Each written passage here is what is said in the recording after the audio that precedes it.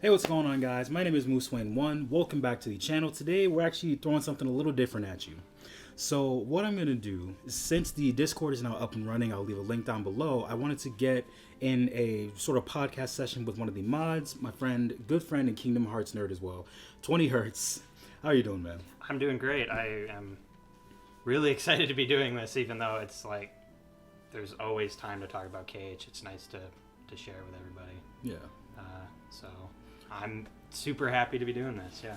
All right, so I know you brought in a couple of questions. We're just going to sort of talk, discuss, and if you guys, have any questions that you'd like to see in the next podcast, or if you want to know, if you want to share some of your thoughts with us as well, leave it down below in the comments. And with that being said, let's get started. Yeah, so this is sort of what we're going to consider the ultimate KH questionnaire. And we're going to be, for right now, we're going to be focusing on just story questions, or questions about sort of the aesthetics of the series. Okay. So, I think best way to start it off is, what's your favorite Kingdom Hearts game? Okay. So, personally, I would have to say my favorite game is Kingdom Hearts 3. And not just because I feel like a lot of people, when they say that, people on the other side of that think of the sort of recency bias that, oh, Kingdom Hearts 3 is the most recent game, so of course it's the favorite. No, I think Kingdom Hearts 3 is my favorite just because it was a good finale to this saga.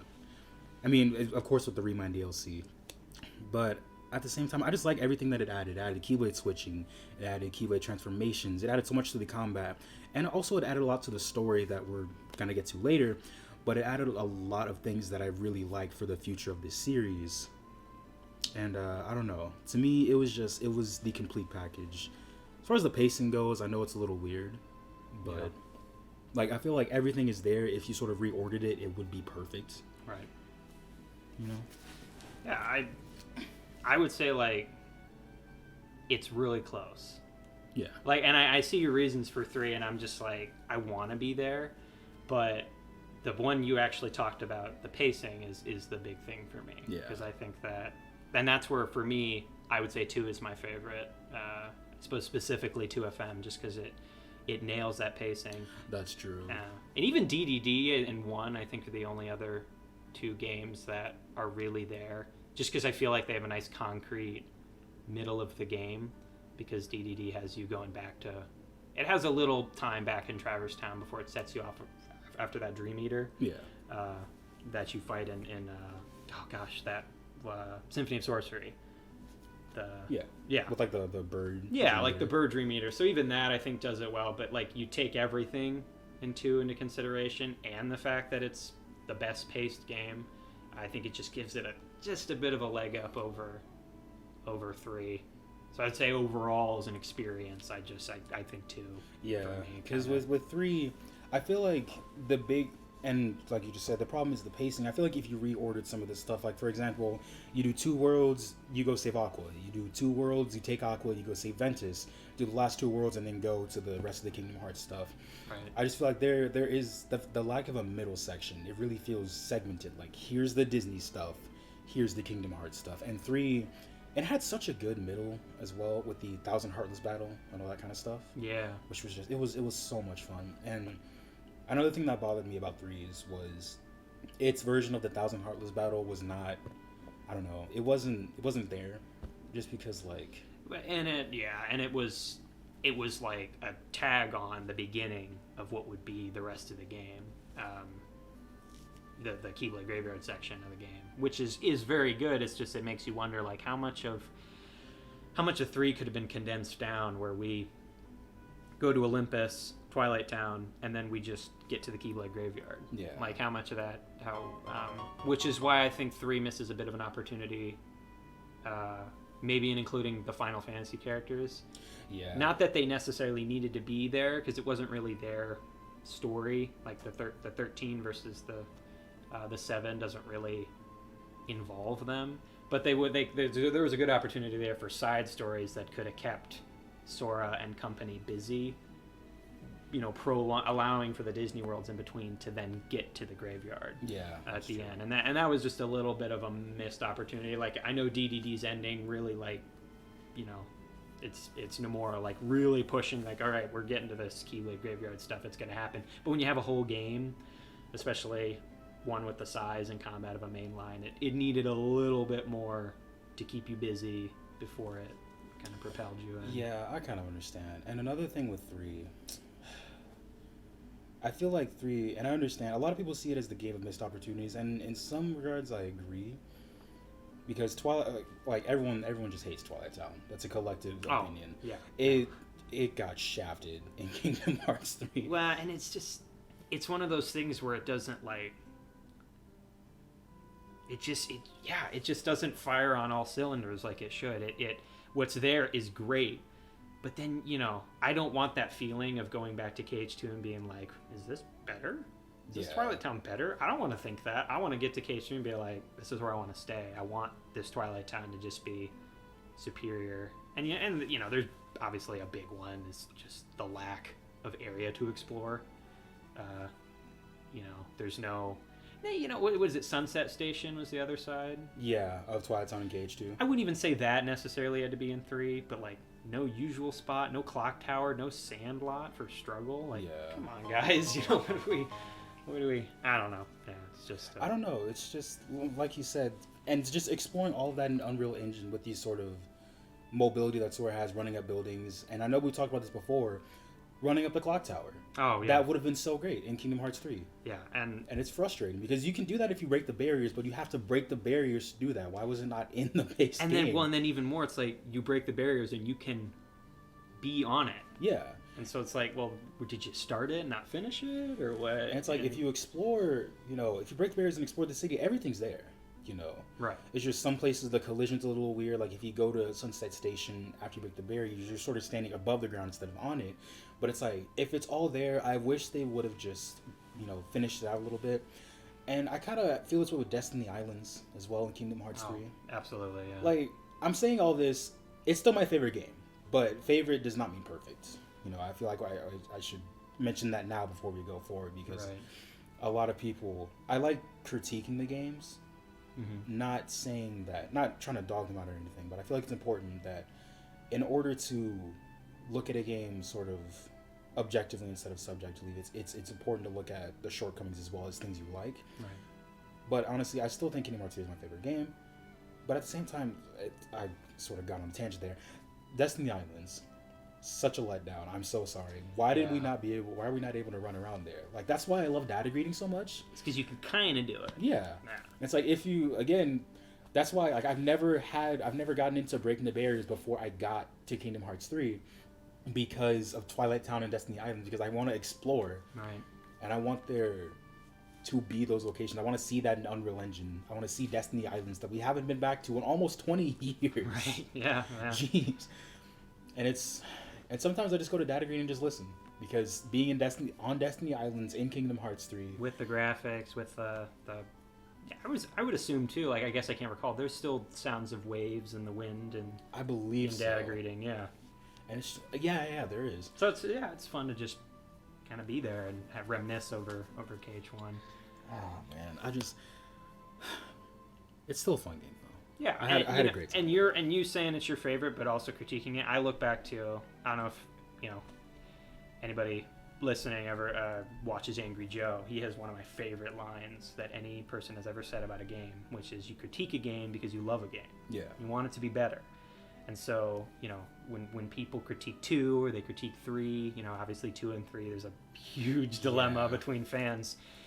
People, obviously there are certain instances where people critique it because they want to pronounce their game as the best. But, I think in cases too, there's a lot of times where people recognize the shortcomings because they want the developers to keep striving towards giving us that perfect experience. Yeah, and I think they kind of, as far as the combat goes, I'm not talking about story or anything, as far as the combat goes in 3, you can really tell the developers heard the cries, if you want to talk about it that way, of the fan base especially in the data fights, especially in the secret bosses, because those fights were just amazing. And I know this is mostly, we'll stick to the story stuff, but I don't know. Just as far as the developers listening, you can tell because they also fixed up the CGI.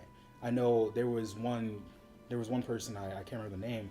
He was talking about the CGI in Kingdom Hearts 3 was kind of a little wonky. So you know what? They went back and fixed it. Right. And it's just nice that they. I don't know how they hear it. I don't know if they watch channels and sort of collect critiques from the general populace of Kingdom Hearts fans. Right. But it's nice to know that they are listening because the team that worked on Remind blew it out of the water. It was fantastic. Yeah. And it makes me excited to see what the rest of the Kingdom Hearts series has. And it had some... Because, it has great moments, And I guess that sort of leads into our next question. What are some of your favorite Kingdom Hearts moments for the Kingdom Hearts series? And this is... There are a lot of good ones. I mean, KH is a pretty goofy series, no pun intended. Oh, no. But that's, I actually saw a meme the other day. It was like, I can't remember the image, but it was like grown men lining up to buy a game about, 15-year-olds and Disney characters. And it's like, it's just kind of weird that it has that effect. But yeah, some of the moments, like 3 that really, really hit me are... I'll intersperse these here. So Roxas's return in 3 was just... That was fantastic. That was so cool, especially when you take it into context. Is like Roxas hasn't been like really been in the real world and in a body of his own since the beginning of 2. When he went into Sora, and it's like we've seen him in different kind of little moments in Recoded and at the end of DDD, but he's finally back, and when you take in the timeline, it's like, wow, this is actually pretty crazy how long it's been since that happened. Oh, yeah. And not only that, but Roxas has always been a character that's very sort of standoffish and not confident and just not sure of himself. So when he comes back and he's standing down Xemnas as this total badass, that he totally knows who he is, what his purpose is. It's a really nice way to sort of very almost quickly, but in a very nice way, round out his character arc that never quite finished in 2 because of the. And that was one thing that kind of bothered me about 2. Was they made it seem like his character arc was actually finished in the end of 2 when Sora's back in Destiny Islands and he's there with Kairi, and then you see that flash of Sora going to Roxas and Naminé going to Kairi. It was really weird because it seemed like that was the end of their character arc, but I like that Days gave us more reasons essentially to care about Roxas, right. Because if we wouldn't have the context of Days, I don't know if we would have received that opening or received that return the same like we did in Kingdom Hearts 3. Yeah. And the thing is, Roxas against Xemnas is one of the most deserved fades I think I've ever seen in the Kingdom Hearts series. Oh yeah, and that's like that's why I like Roxas so much, is because he was a character who essentially, because when he was in the organization, he didn't really know what was going on, but he found that comfort and solace in Axel and Shion. Mm-hmm. But then that was all taken away from him. Like, I really think Roxas is one of the more tragic characters in the Kingdom Hearts series, and the fact that he was able to get I'm not going to say redemption, the fact that he was able to get that closure in Kingdom Hearts 3 was just fantastic. Yeah. And the fact that he was able to just stare down Xemnas and just give this monologue just about like, okay, I'm here to kick your ass. You always feel like you've had this control over people and had this little group that follows your every whim and order, and yet I've received help from 2 of your members that have betrayed you and helped me back. So, maybe you're not quite as what's the line? Maybe you're not as good as controlling, as winning over people's hearts as you think. That's right. Yeah. So that's a great one. Another one I had was Sora. So I have to be a little specific about this one, but after Sora proclaims that he's going to go into the portal made for Master Xehanort, so into Scala. You mean okay, yeah. The sort of dream Scala in Xehanort's head, I suppose. And he says, and he begins to walk, and Donald and Goofy join at his side. That was very good. That was just really well done, especially because, I know we've talked about this before, but a lot of people compare Wayfinder Trio, Sea Salt Trio, and Destiny Islands Trio. I think it's pretty indisputed in my head, at least, that it's Sora down and Goofy. Oh, It's no, always of just been course. the prime. And so when those two come to his side, and they're not even looking at him waiting for reaction. They're just like, this is what we all do this together. Like, let's, business as usual. Right. And what I like, and I've seen some things where a lot of people think that Riku and Kairi should have fought Xehanort, sort of like the Destiny Islands fight, because of course Xehanort's from Destiny Islands. Right. But I don't agree, because Kairi and Riku, they have been the driving force behind Sora going on these adventures, and they have been places, sort of alongside Sora.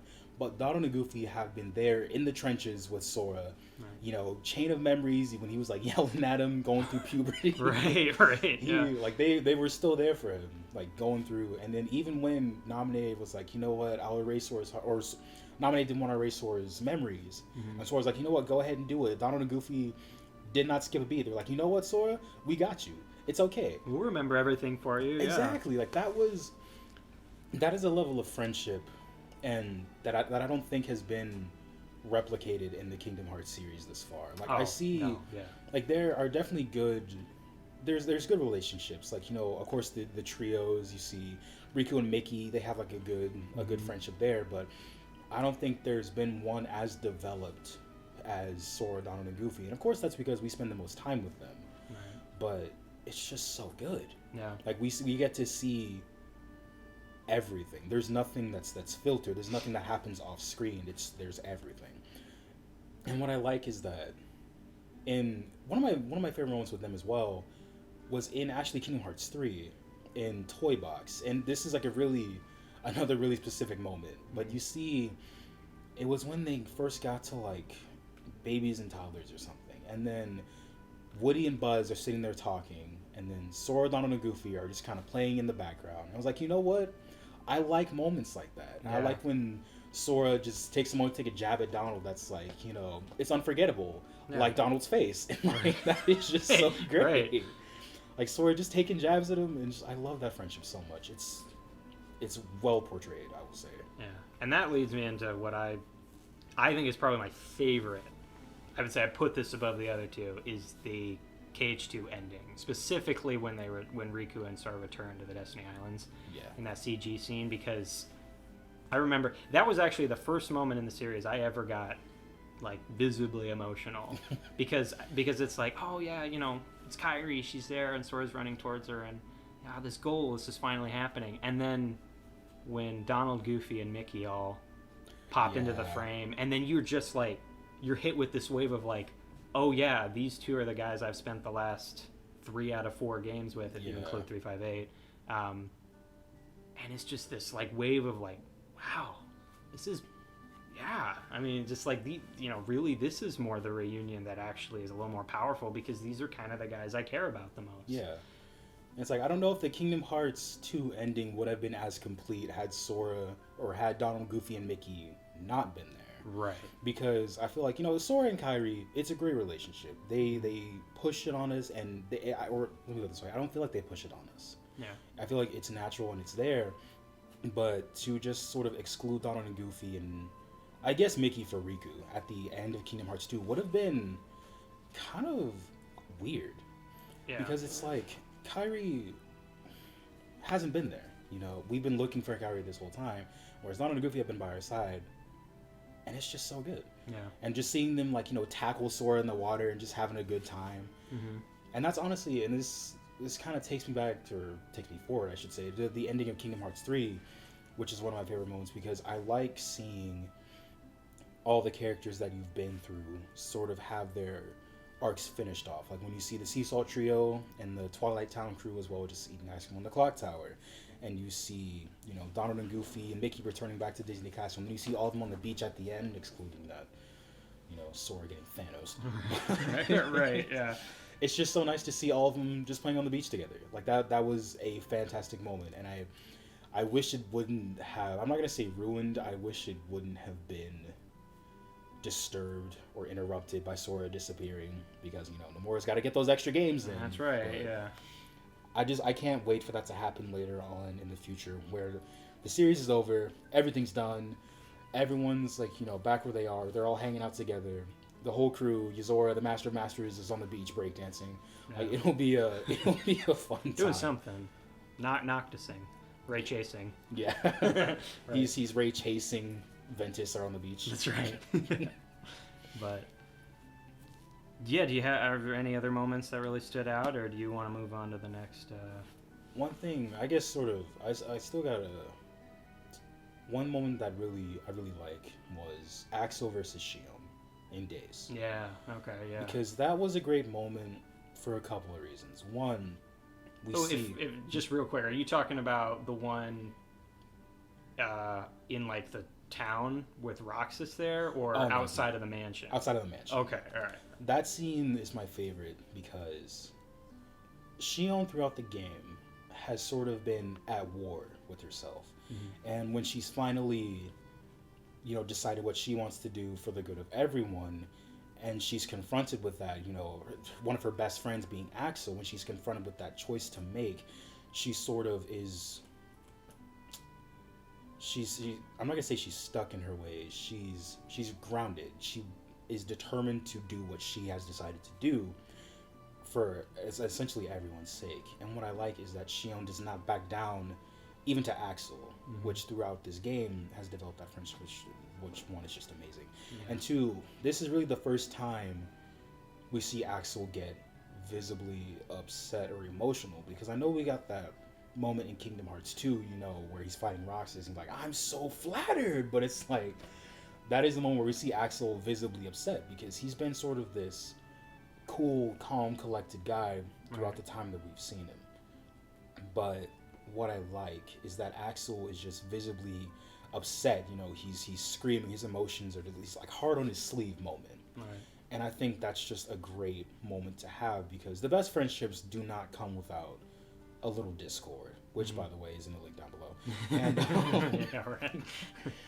And I feel like that was that moment that I needed to solidify that friendship, as this is not a sort of cartoony, sort of pushing it on me, hey, these guys are friends moment. This was real. Mm-hmm. And that's what I liked about that. Another sort of real moment that I think is great too is in the Remind scenario where you see Aqua face to face with like a ton of Phantom Aquas.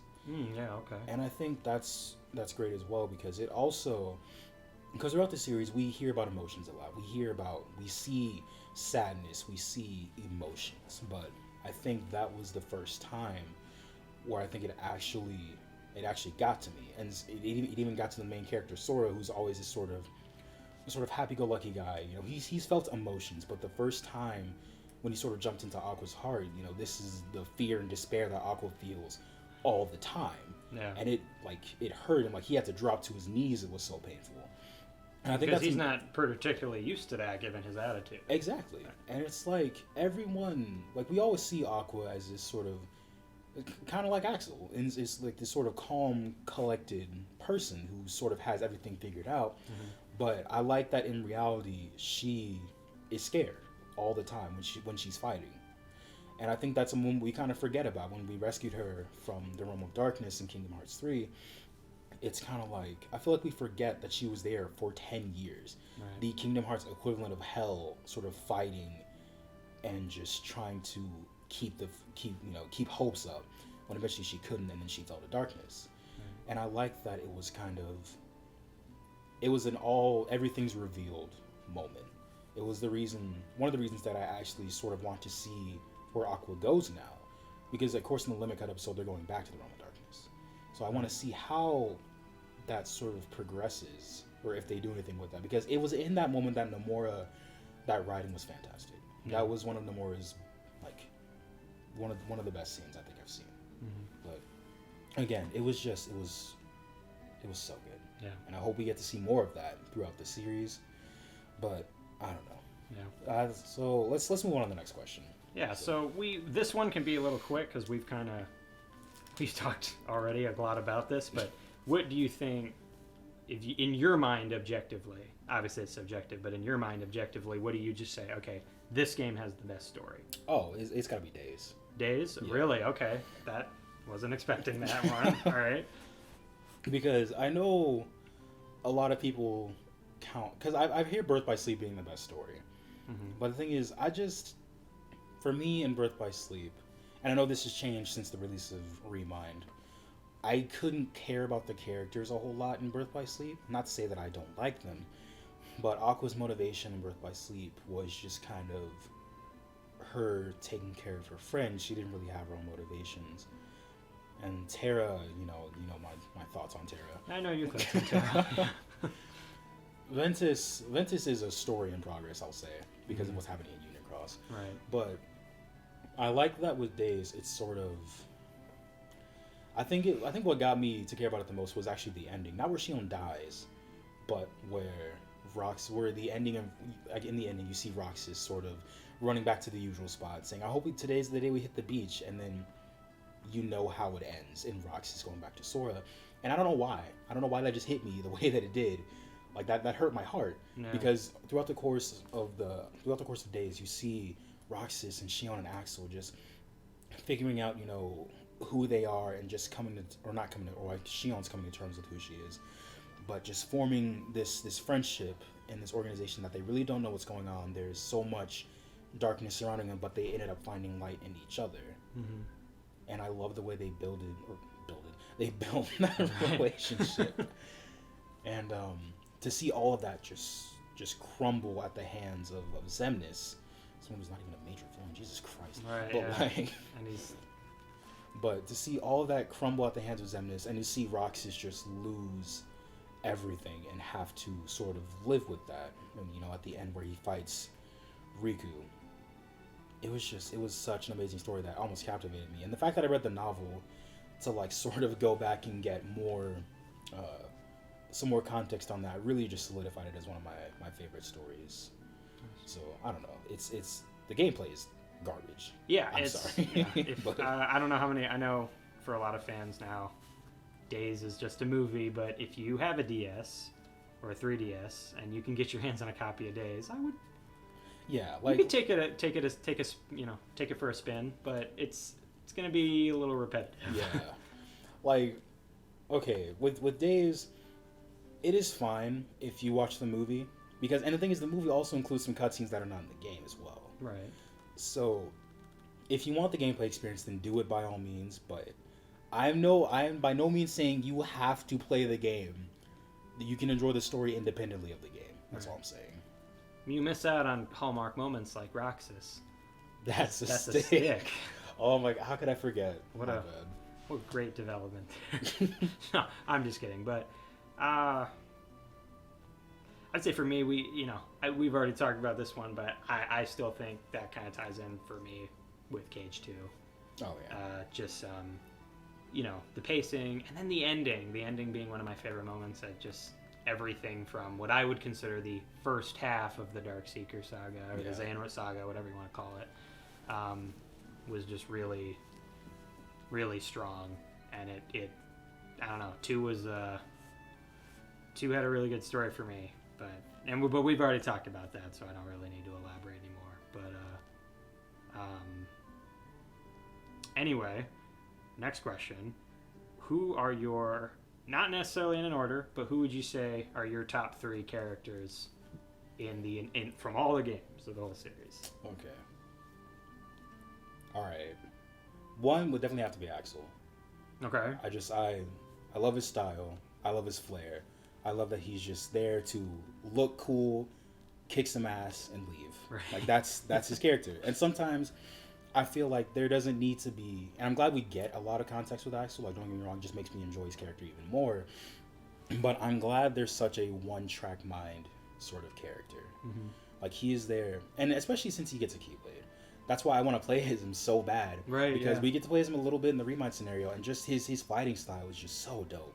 Right. It's just fantastic, and I oh man, and the fact that they added some more layers of complexity with his character being, Subject X and with Sykes and everything like that. Mm-hmm. I want to see where it goes and how they develop Axel from, the assassin of flames in the organization to, family man Axel taking care of his kids and Roxas and Shion, essentially. Yeah. But and then we got, the other third of the Seesaw trio of Roxas. I have Roxas down as well. Yeah. Let's have a little conversation about Roxas. I mean, you covered a lot of it when you talked about days, but just especially considering too, by the way, if you hadn't guessed, full spoilers for the series. Oh yeah. Roxas is being that Roxas is Sora's nobody, and yet he's nothing like Sora. Yeah. Really at all.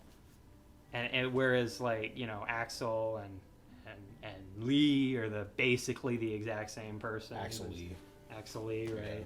Sykes and Isa are the same person, right? Zigbar and Braig are the same person. You mean Lucio?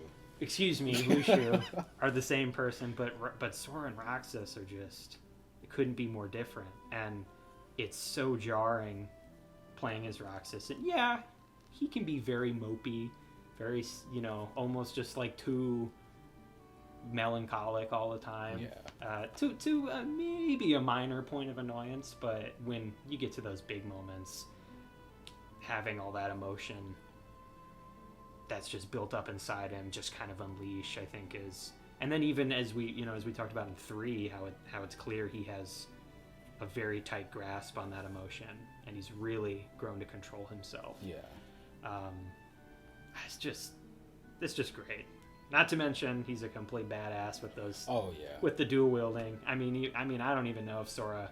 I love double form and Valor form and final form, and Master, I suppose. But Roxas could be the only two Keybladed wielder, and I'd be fine because he owns it. The thing is, those aren't that's not Drive form, Master form, or double form. That's Roxas form. That's what he. Yeah, that's just his all the time. So, but yeah, anything else on Roxas?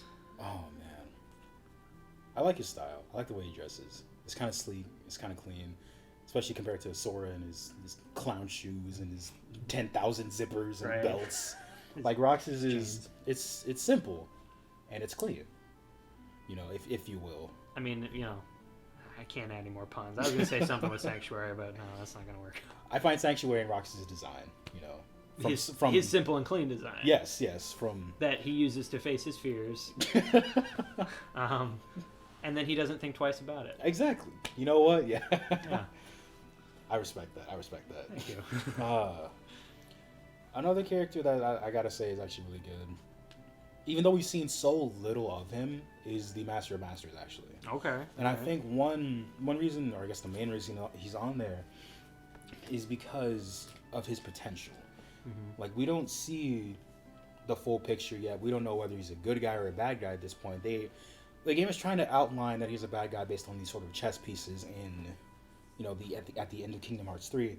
But part of me feels like it's not going to be as black and white as we think it's going to be. Right. I feel like it's going to be a ton of gray area.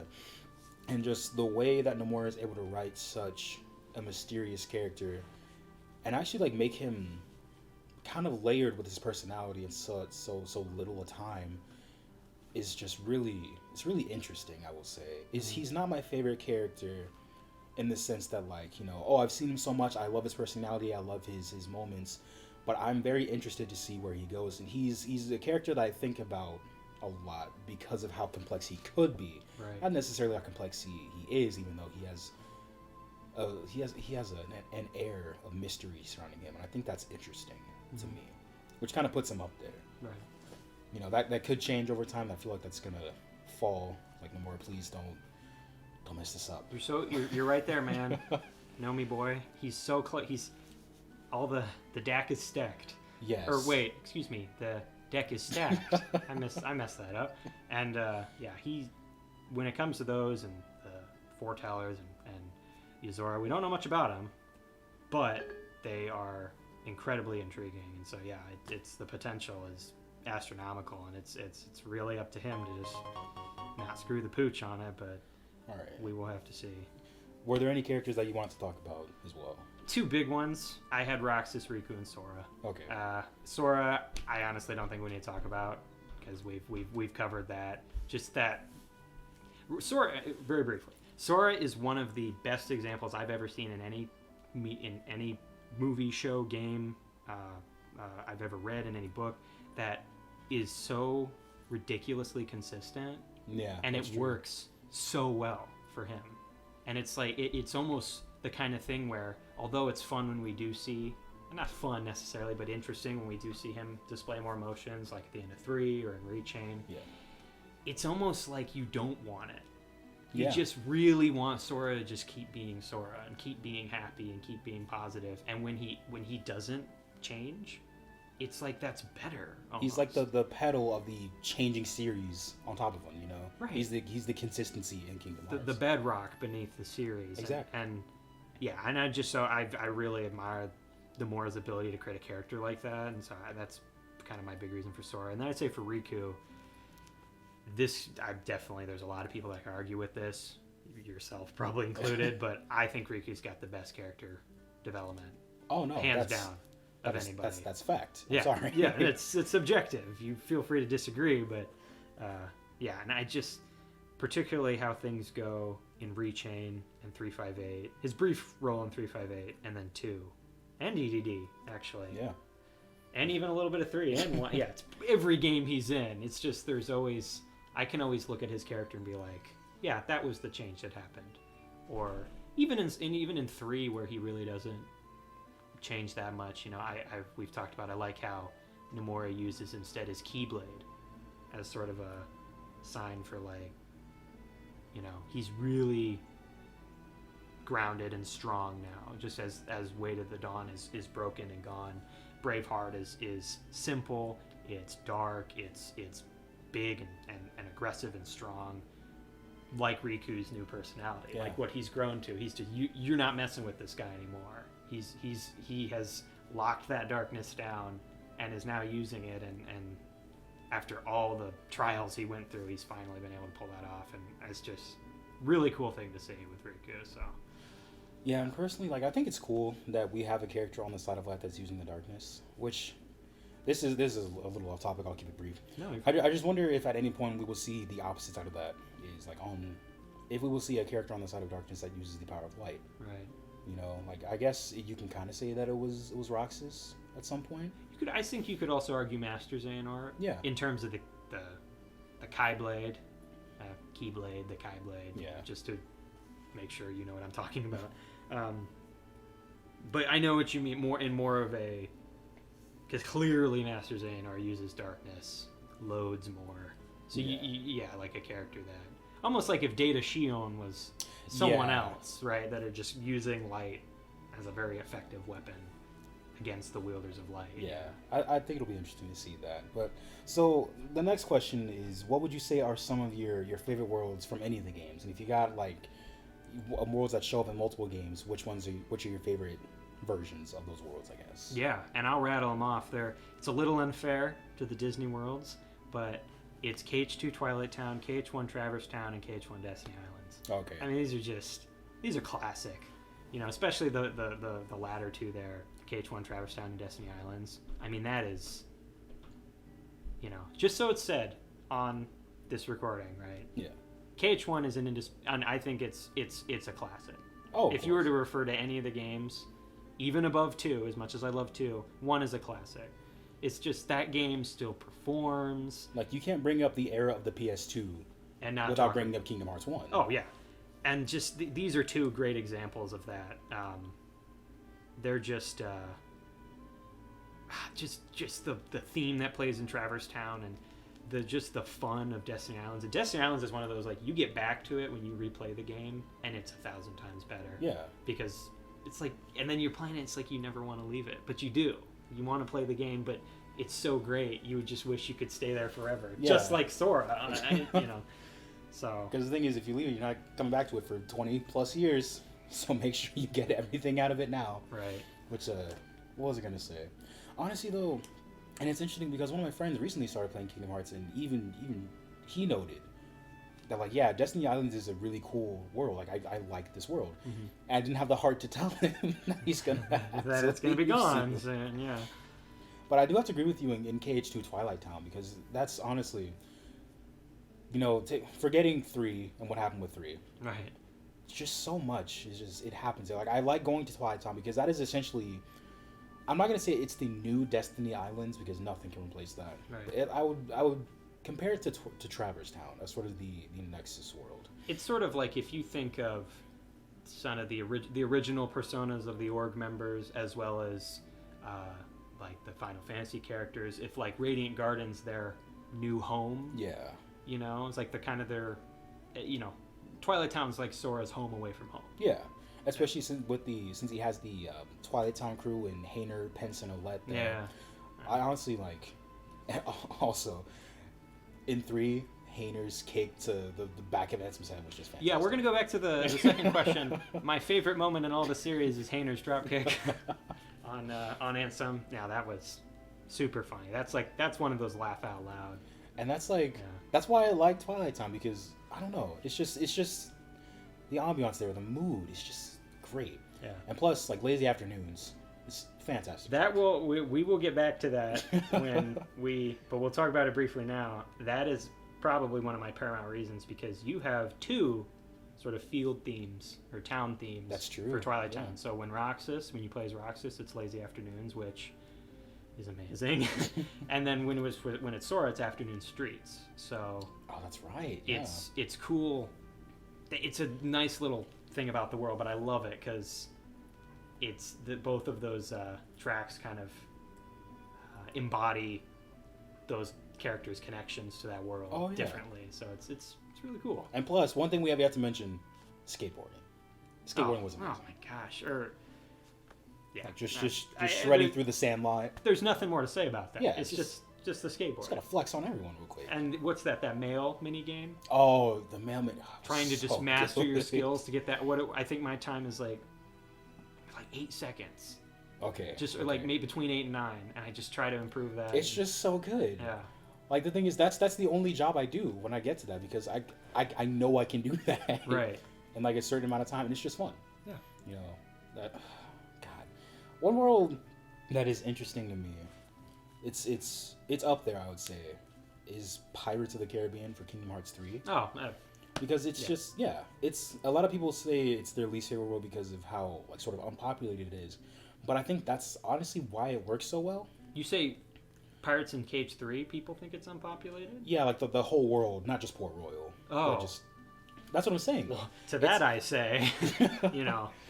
But I like it because you're a pirate, you're opening the seas, and there's actual merit to your exploration in that giant world that they created. Right. Like, in that moment, outside of Port Royal, outside of the story, you are actually a pirate. Just kind of going through, finding different islands, finding lucky emblems, treasure chests, stuff like that. And it's so good. You know, the ship combat, I'll leave that up to your discretion. It's all right with me. You know, if you've played Black Flag, it's essentially exactly. It's like a kind of a dumbed down version of that. Exactly. Yeah. It's like I don't mind it, but it's a world I go to in Kingdom Hearts 3, either that or Twilight Town, where I just want to go and just relax and just enjoy Kingdom Hearts 3. You know, of course you're gonna have to fight a little bit, but it's a world that I go to sort of get away from Kingdom Hearts in Kingdom Hearts, if that makes sense. And that's actually something I think Yoko did a good job with the soundtrack, because, and this could just be a rights thing. They just didn't get the rights to use the music again in 3, but in 2, you know, the battle theme is the main theme of Pirates from the movies. But all the battle theme, the field theme, and the town theme I think field theme and town theme are the same. I think so. There's a theme for when you're sailing. There's a theme for when you're in Port Royal or just on the ship, not on the wheel, and then there's a battle theme. Yeah. And they're all, composed just by her. I'm sure there's inspiration, of course, but yeah, the field theme and the ship theme in particular are very adventurous and peaceful almost. And yeah, it really lends to letting the Caribbean be just an escape from even for Sora. Like Sora's escaping and you're escaping through Sora. It's kind of a escaping and within escaping awaits Sora in the Caribbean. But yeah, I would agree. That's an incredible world. Yeah. But should we move on? Yeah. All right. So we're going to pop into the world of music now. So before we get into specific tracks, which we will do right after this, overall, what do you think has the best soundtrack? I gotta give it to KH3. And I completely agree.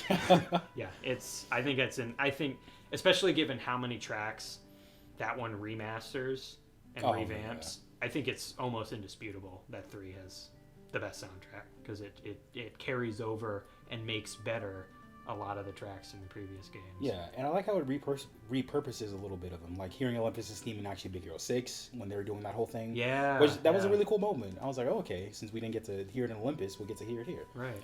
And the thing is, like, one thing I've noted is that Kingdom Hearts 3 is my favorite soundtrack. Yeah, let's make this clear right now. Yoko Shimomura is a god. Everything she writes is genius. It's scripture. Of course. It's and but if you had to say maybe 5 tracks you just absolutely adore, which ones would they be? all right. Let's break it down here. So Naminé. Okay.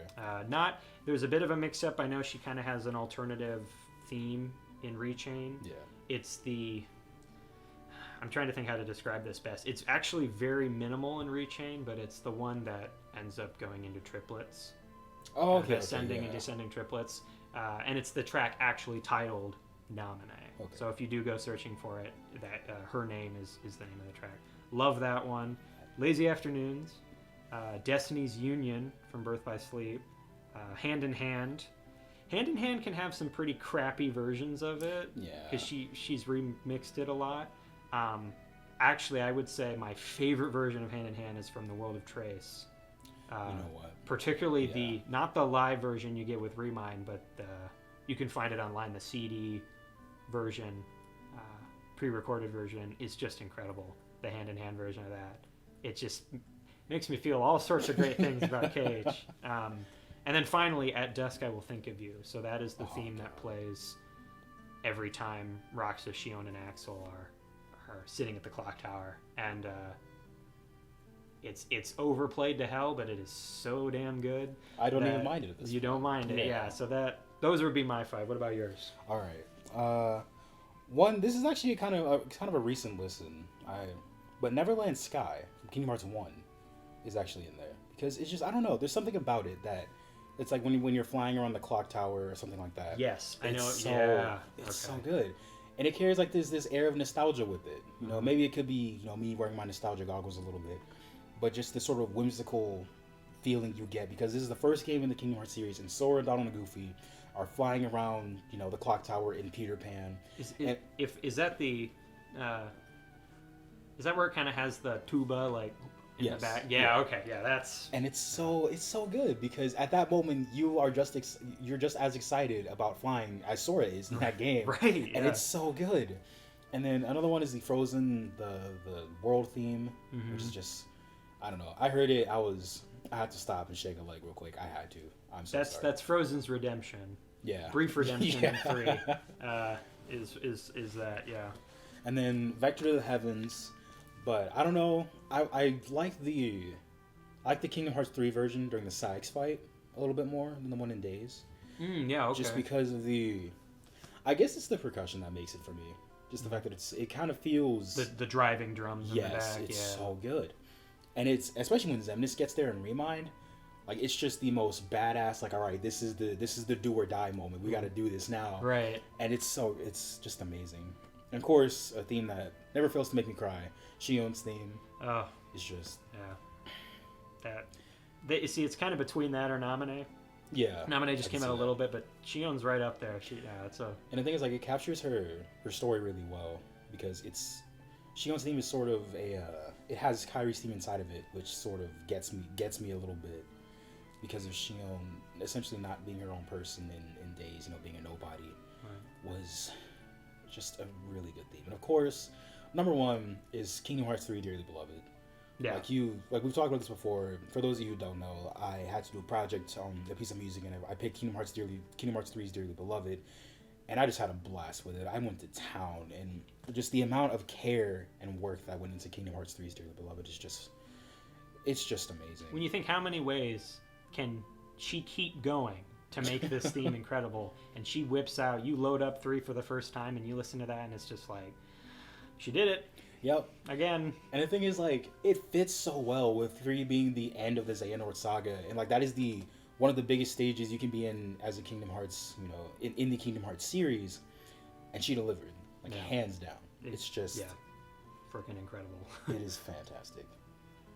All right. That being said, some great music tracks. What would be... This is kind of an odd one, because we're having to sort of go strictly to aesthetics, but your favorite... like 3 best character designs, or your 3 favorite character designs from the games. Okay.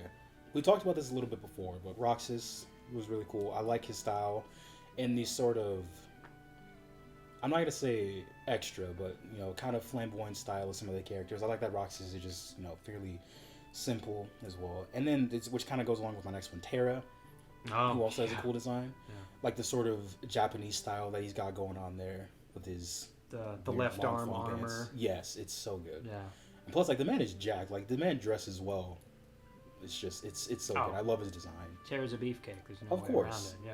It's the only thing he's got going for me. And my favorite one is, it's probably Ephemer, honestly. I don't know. Yeah, it's the scarf. The scarf just does it for me, man. The sort of, like, short jacket with the long white shirt on. I mean, I can respect that. Yeah. I can respect the scarf choice. That might just be the new joke now. I guess it's the fact that it's something different, something that we have not seen. The scarf. I don't know. It's just, I appreciate it. The scarf is something we haven't seen. Yep. Okay. All right. Interesting choice, but I'll respect it. Okay. All right. So my first one was KH3 Sora. Little known fact, my favorite color is red. Okay. So when they went all out with the red in Sora's costume, that was like a dream come true. Also, and this is kind of just a KH3 thing with everybody's costumes, but the checkered design. Yeah, I've noticed. What's the like real name of that look? Is it actually check? It's not. I just call it checkered. Yeah. Honestly. So everybody's got checkered stuff. It's kind of a plaid. If you is it plaid? It's kind of a plaid. Kind if of anybody knows what that is, put it down in the comments, please, because I don't know. I don't know what it's called. Checkered. But I love that look, and everybody's got it. Even the Twilight Town, Hayner, Pence, and Olette are all rocking it, too. Yeah, that's true, yeah. So I love that. I love the red. I think it was just it's just a personal thing. I can't necessarily say it's better than 2s or 1s, but for me, I loved the... I don't know, 1s with the sword. That was the epitome of sword clown shoes. Those big yellow... Yes, hilarious. Yeah. Yeah. Next for me are actually 2 villains, Marluxia and Xemnas. Ooh, okay. While the org coats are pretty standard, there's a lot of characters that have those. The pink with the with Marluxia's the rose petals and his pink hair and that scythe. Ooh, that is just something you're never gonna find anywhere else. Really, really cool design, and it lends itself well to his name of the Graceful Assassin. I mean, there's like an element of goofiness to it, but when you get to the 3 boss fights at the end of Rechain, you're no longer making fun of Marluxia's look. That he really comes in to kind of ruin your whole day. Yeah, so I think that's super cool, and it's kind of the same thing with Xemnas. He's very quiet, stern, constantly acting like he's in control. And then when the moment comes that he's not, where he's challenged by by Sora or Riku or Roxas, and he busts out his actual fighting style with the sort of the vines and the ethereal blades and the lasers. Oh, it's just... I mean, yeah, the initial thought in KH2 when you first fight him, as he slowly, menacingly walks towards you, is like, wait, this guy has lightsabers? Yeah. Like, that's the first thought, and then as that kind of just becomes his shtick, it's like... Even especially in that data fight in KH3, oh my lord, just that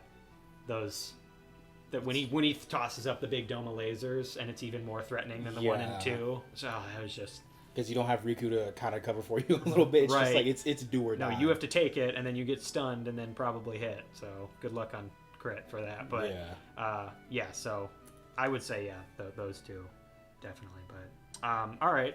Little bit of kind of 2 that go in conjunction here, but your favorite opening? Okay, favorite opening.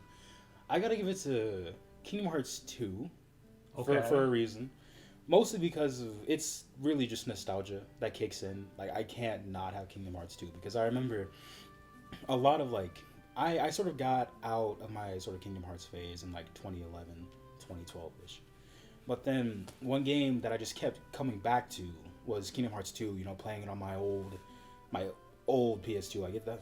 God, the dinosaur. Right, But, right, yeah.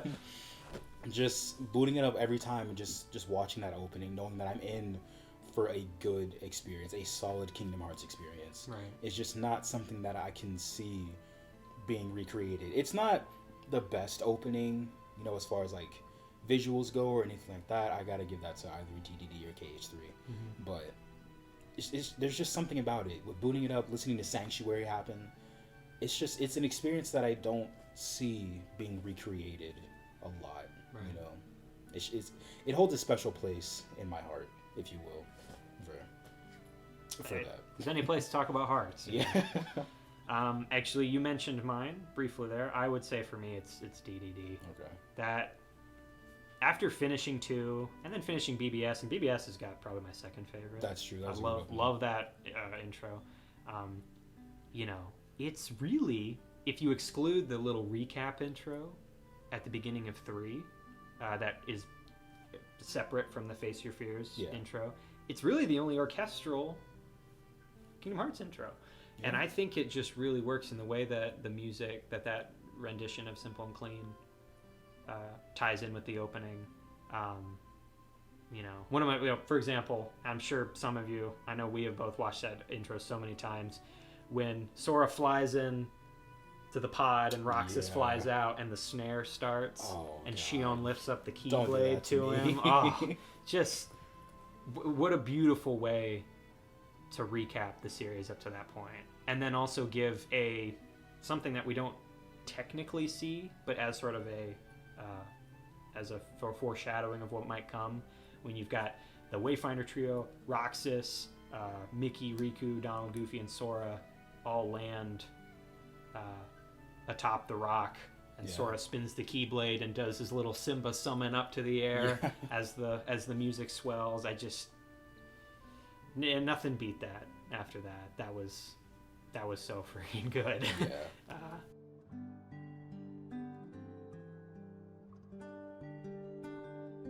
So sort of in conjunction with the intros, your favorite, so this doesn't have to be the one that plays in your favorite intro, but your favorite Utada song for Kingdom Hearts. I gotta go with Simple and Clean.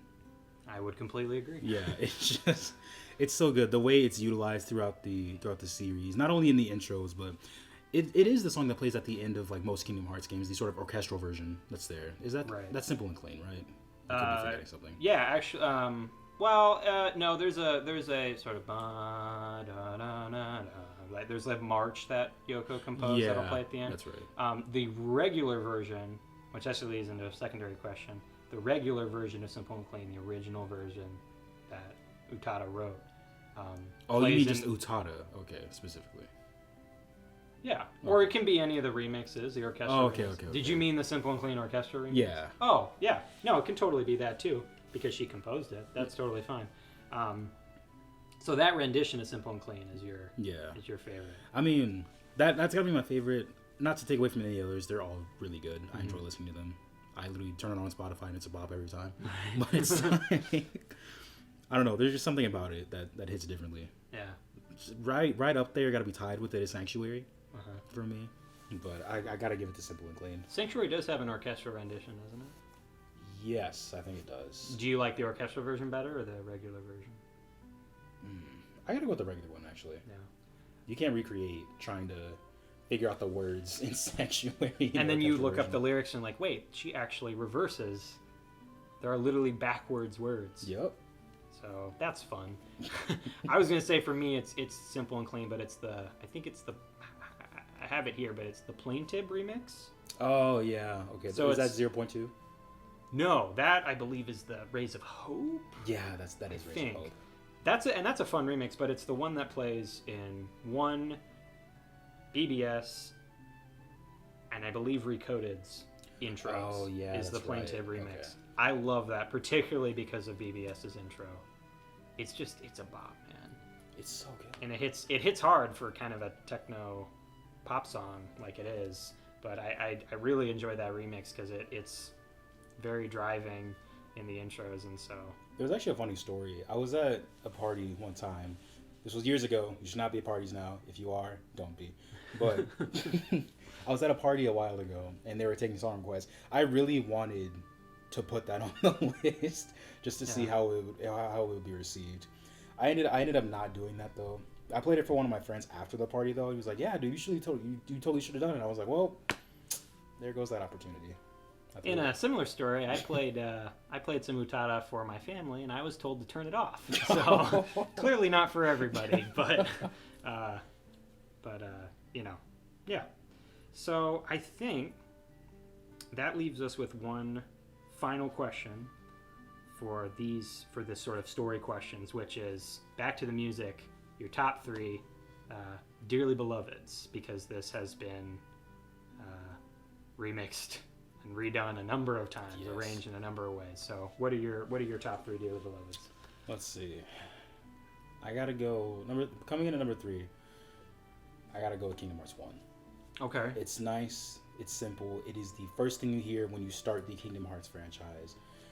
Nothing to take away from the song itself, but I think the emotions that you get from booting this up for the first time and hearing that Dearly Beloved as the menu music is just, it's really good. It's really nice. And then another one that's sort of, I think is kind of underrated is Recoded's. Oh, okay, yeah. It's like, it's not bad. I think everyone hears, the name Recoded and just immediately kind of dismisses it, which they have a right to. Yeah, it's justified. But there are some pretty good things in Recoded. I think this Dearly Beloved is definitely one of them, and it's not something that I associate with the story per se. Yeah, and that starts with the piano dripping down. Yeah, It's just, I don't know. And then of course number 1, it's got to be Kingdom Hearts 3 Dearly Beloved. There's no question. Yeah, and indisputable. Like we've talked about it enough. But what would you say are your top 3? So number 1, I won't leave that as a mystery. It's KH3. Okay. It's just amazing. Number 3 for me, I'll go up to number 2, but number 3 for me is 358's. Okay. I really enjoy the flute doing the melody this time around, as the harp. Actually, a harp accompanies, I believe. Yeah, a harp accompanies the flute melody, and then the piano comes in really shortly thereafter. But yeah, really just a cool arrangement. Very, very emblematic of Days' tone, for sure. And because obviously the relationship between the 3 of them, the Seesaw Trio, I think the lightness of the flute really captures that for me. I can see that. But not to mention too, just the choice of flute and harp and then piano. It's very emotional, very reminiscent of Days' emotions. It's kind of a tearjerker. Yeah.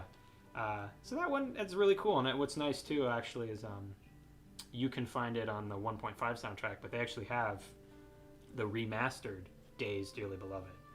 So you don't just have to go and listen to the lo-fi DS version. Yeah. There's an actual really good version of it that they made. God, if any game needs a remake, it's Days. It's Days. Square, remake Days. Please. I want to play mission mode, at least in like KH2 graphics. Please do it. Yeah, I mean, and in case we can get more people on our side here, just reminding you, you can play as all the org members, Mickey, Donald, and Goofy, just by themselves, as well as Sora, KH1 Sora, in mission mode. You can play as all those characters. You can play through pretty much all of the missions, or a good amount of the missions from the main game as those characters. Who doesn't want to see that? Imagine all that in Unreal Engine. Right. Unreal Engine 4, Unreal Engine 5, if it's on the PS5, that'd be oof. Yeah, so... But back to Dearly Beloved. Back to Dearly Beloved. Number 2 is KH2's. Okay. And it's very simple, like ones. Is it clean too? It is also clean. But I think what really gets to for me is sort of like the most subtle, just the way that because it starts with that, I believe, a string intro. Yeah. The piano dropping in is like the most delicate, perfectly done thing I think in almost any song I've ever heard. The way that piano very, very slyly and calmly enters in is just masterclass. Yeah. I don't know how long they had to edit that to make it as perfect as they did, but it definitely showed. Honestly. Yeah, no, that's why 2 is right behind 3. But I mean, come on, 3. There's no beat. The thing is, there's just so much care and love in 3. And you can hear it, because one thing I learned when I had to do this research was that there was it's reminiscent of Franz Liszt's 12 Transcendental Etudes, and the fact that they went to great lengths to prepare this sort of masterpiece of a dear beloved. And what I love is that it does a lot, but it's not trying to. It's just in 2.5 minutes, it is a piece that just holds like the entirety of the franchise within it. You can really feel the care that it's like the care that they put into the franchise. I know it doesn't really show with some of the story elements and everything. Right. But I feel like the care they put into the franchise was also put in this piece. And it's just, the common, and when it starts off in like a different sort of mode, a different key than we're used to. Right. It's kind of, when you boot it up, it's like, what is this? Where's Dearly Beloved? And when it hits, when it changes, and then you hear the waves like sort of come back into the background, it's like, oh, okay, there we are. There's the Dearly Beloved that I know and love. Right. It's just, it's a moment that I don't see being recreated ever, if we're being entirely honest, with Kingdom Hearts 3 specifically. But yeah, in any case, I hope you guys enjoyed the interview. We'll definitely be doing more of these if you guys want to see them. If you like the video, make sure you leave a like. Comment down below some questions you have, or some questions you would like to see as well. We'll get them in where we can. 20Hertz, I want to thank you so much for coming up to the interview as well. Thanks for having me. I was glad to be here. All right, so I will see you guys next time, and make sure you stay strong, remain humble, and keep moving forward.